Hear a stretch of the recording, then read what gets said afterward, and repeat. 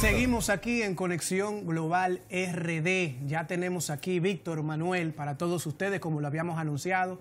Tenemos al asesor científico del Poder Ejecutivo en materia de sismología y geología. Un científico, un señor que lo que he conocido de él es que se la ha pasado proyectando, previendo, dando motivación y noticias para poder a la gente y conocimiento prevenirla sobre los acontecimientos sísmicos, telúricos, los terremotos que tanto le tememos todos. Aquí tenemos a nuestro amigo y hermano Osiris de León. Bienvenido a Conexión Global, Osiris. Saludos, Olivier. Gracias por esa hermosa y glamorosa presentación. Saludos, Manuel. Saludos, Víctor. Saludos a todo el pueblo dominicano. Contento de venir a conversar con ustedes sobre estos temas que esperemos sean de interés para la sociedad. Para nosotros, Osiris, lo principal es, porque este es un programa político, pero con un corte pedagógico. Es una combinación que don Víctor, Olivier y yo hemos estado manteniendo. Lo siguiente es enseñar por qué tiembla la Tierra. ¿Tú quieres saber? ¿Y cuál es la diferencia entre un temblor y un terremoto? ¿Tú quieres saber si los desastres naturales son políticos o no? Pregunta por qué el anterior gobernador de Puerto Rico ya no es el gobernador. Bien. Un huracán lo sacó. Un huracán. Un huracán lo sacó. Simplemente la gente quedó maltratada, golpeada, lastimada por el huracán. La gente estuvo esperando respuesta. La respuesta no llegó rápido porque no había fondo. La gente se tiró a la calle y dijo renuncie.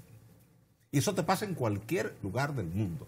Un terremoto, un maremoto, un huracán, una lluvia torrencial mal manejada desde el punto de vista político te puede sacar del gobierno.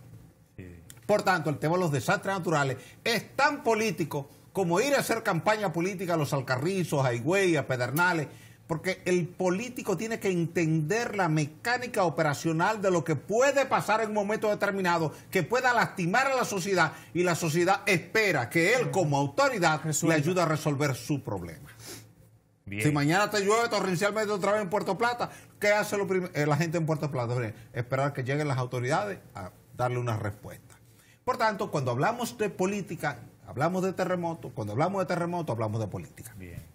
¿Por qué ocurren la Tierra? ¿Por qué los temblores físicamente? ¿Cuál es el fenómeno? Ustedes viven en un planeta Tierra que tiene un núcleo derretido, fundido, incandescente. Ustedes han visto que cuando su mamá está hirviendo habichuelas, la tapa se mueve. Sí. ¿Y por qué se mueve la tapa si tu mamá no le está poniendo la mano a la tapa? Simplemente el agua está en ebullición.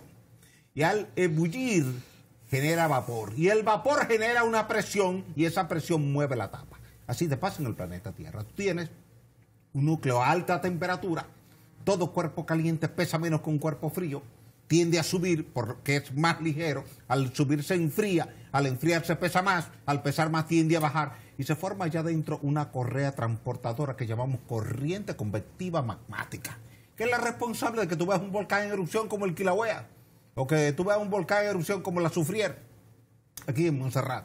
Entonces, en la medida en que esa masa se está moviendo ahí abajo por la alta temperatura, que si tú la apagaras se acabarían los terremotos, jamás habría un terremoto.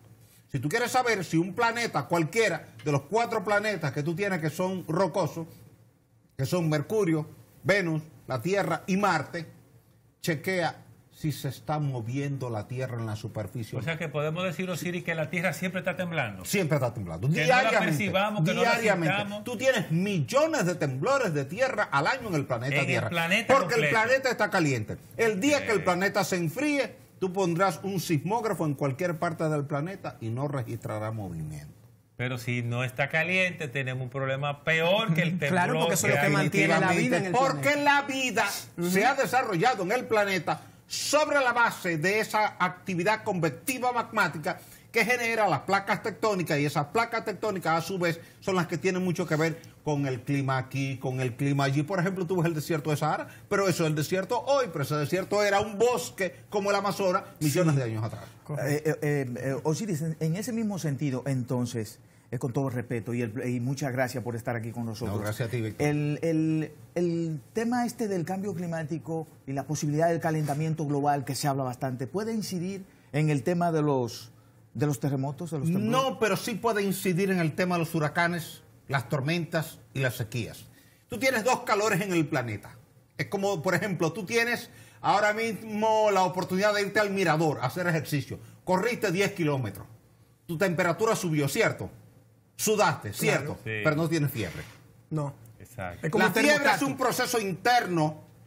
El calor del ejercicio es un proceso externo. Así pasa con el calor interno del planeta y el calor externo. El calor externo del planeta es como el calor que tú recibes cuando tú estás bajo el sol o tú estás corriendo en el mirador o tú estás en el gimnasio haciendo ejercicio. Es tu calor externo que en nada te afecta a tu salud en materia de una fiebre. Ahora, cuando tú tienes una fiebre, tú puedes estar hasta en la nevera y te sientes, que está caliente porque tienes un problema interno. La Tierra se divide así, dos calores.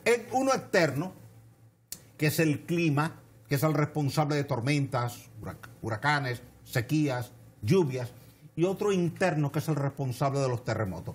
Uno no interfiere con el otro. Ni el calor interno interfiere con el calor externo para generarte mayores problemas de cambio climático, ni el problema del cambio climático influye en el calor interno. Son dos calores que están muy desconectados. El de adentro te varía entre 5.000 y 6.000 grados Celsius. El externo tiene una temperatura promedio global entre la más caliente, que es en el desierto de Sahara, 70 grados Celsius, y la más fría en el Polo Norte, menos 50 grados Celsius, o en la Antártida, en el Polo Sur, menos 50 grados Celsius. La temperatura promedio a lo externo del planeta son 14 grados Celsius. La temperatura de Jarabacoa, Okay. Wow. la temperatura de Constanza, esa es la temperatura promedio del planeta, pero no incide en que tú tengas más o menos terremotos. Osiris, ¿por qué hay partes donde tiembla más la tierra y por qué de alguna manera u otra hay terremotos? Sí. Y lugares donde no tiembla la tierra. Donde se Miami siente, nunca tiembla dije la que tierra. no tiembla, pero tú me Miami dijiste que nunca- tiembla el globo completo, Sí, todo el tiempo. Lo que pasa es que te va a llegar, pero no como un terremoto grande. Por ejemplo, si tú vives en Miami, nunca debes esperar un terremoto grande, porque nunca va a ocurrir. ¿Por qué? Porque no está en zonas de contacto de placas tectónicas donde la corteza se rompió. La corteza está rota en 6 piezas grandes que llamamos placas ¿Qué es tectónicas. la corteza para el Craqueada. ¿Qué que es la corteza? La corteza es la cáscara de la naranja. Imagínese que usted tiene una naranja.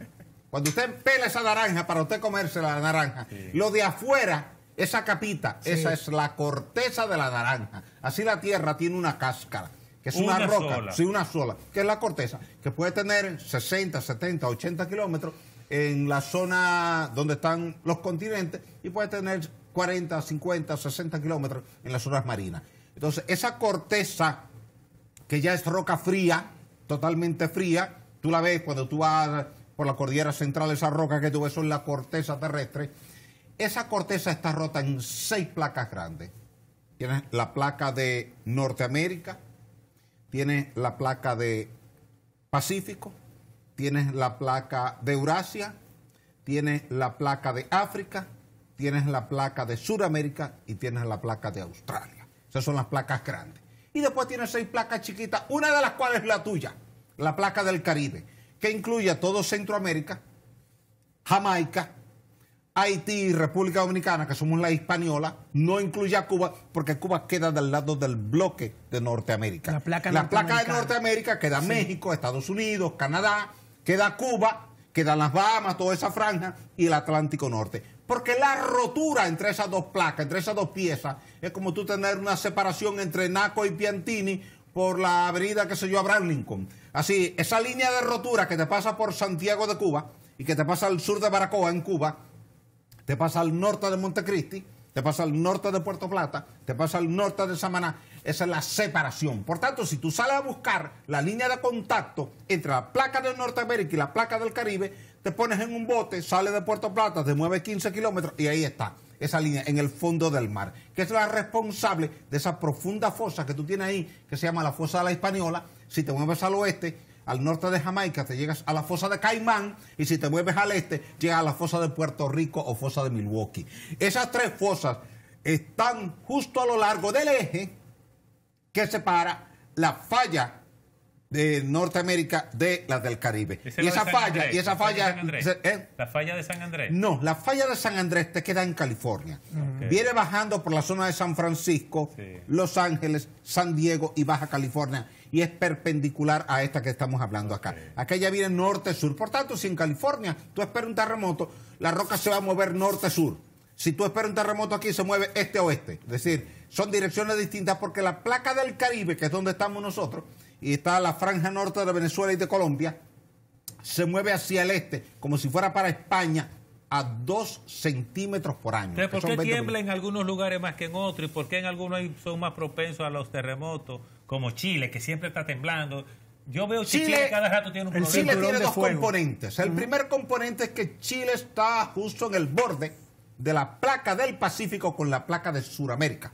La placa de Sudamérica te coge el territorio continental de Sudamérica, desde Venezuela hasta llegar a Tierra de Fuego. Cinturón de fuego se le llama, ¿verdad?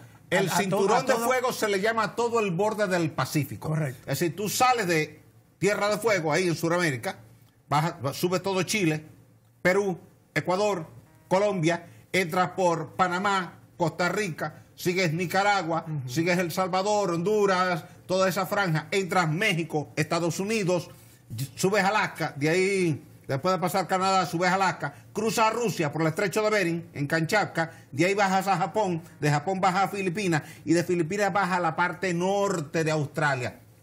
Ese es el cinturón de fuego. ¿Por qué tiembla 80 mucho? de cada 100 terremotos ocurren a lo largo de esa línea porque es la placa que se mueve más rápidamente. Esa placa se mueve 80 milímetros al año. La velocidad es un factor La velocidad es mayor. para Y los mientras terremotos. más velocidad lleva tu auto, mayor es el daño que tú puedes recibir al momento del accidente. Esa placa es la que se mueve más rápidamente y por eso del lado de Japón, o del lado de Filipinas, o del lado de Rusia, o del lado de Alaska, o del lado de Canadá, o del lado de Estados Unidos, o del lado de México, o en Centroamérica, o en Sudamérica, allá donde está Chile, está Perú, está Ecuador, tú puedes tener terremotos catastróficos porque los mayores terremotos del planeta Tierra se han producido, todos los terremotos de magnitud superior a 9 en la escala de Richter se han producido ahí, incluyendo el de Chile, En el cinturón de fuego. Valdivia, 1960, mayo, que fue de magnitud 9.5, que duró 10 minutos. República Dominicana, ¿cuál es nuestra condición en esos términos?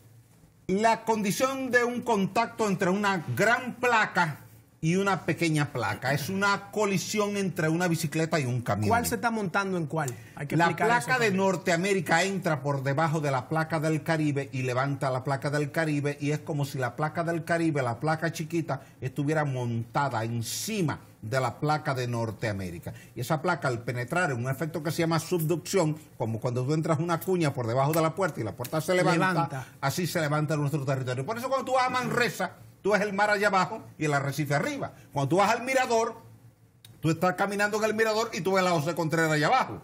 Tú dices, bueno, ¿y pero qué pasó? ¿Y por qué esta línea está recta aquí, esta escarpa, este arrecife? Antiguas líneas de costa. Cuando tú vienes subiendo del malecón hacia la parte norte, vienes subiendo por el Alma Mater, o vienes subiendo por la Máximo Gómez, o vienes subiendo por la Abraham Lincoln, o vienes subiendo por la Winston Churchill, te das cuenta que viene Una elevación. en ascenso.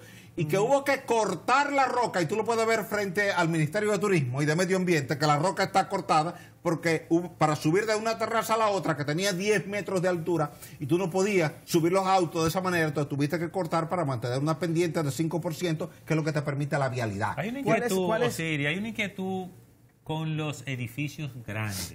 Ok. En Santo Domingo, en Santiago. ¿Estamos nosotros preparados para haber permitido esos edificios tan altos que tienen 20, 30 pisos? Tiene que separar a Hay una Santo torre Domingo de famosa que Santiago. no voy a decir el nombre. Tiene que separar a Santo Domingo de Santiago. Porque Santo Domingo es roca caliza donde están esas torres. La Sarasota, la Anacaona, el Mirador, la Piantini. Bolívar, 27. Zona Piantini, segura. que es parte del polígono central. Naco, que es parte del polígono central. Todo eso está sobre una roca caliza coralina rígida, donde la onda sísmica de corte viaja a una velocidad cercana a 1.600 metros por segundo. Que sirve Toda de la energía amortiguador.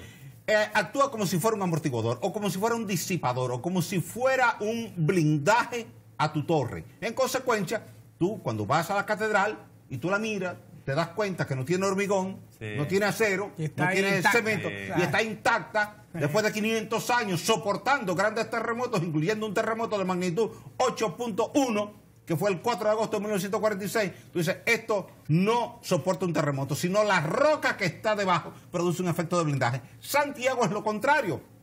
Santiago es una arcilla calcárea blanda que amplifica el espectro sísmico. Lo que quiere decir es lo siguiente. Imagínate que el terremoto te genera una fuerza de este tamaño. La roca te la reduce a este tamaño.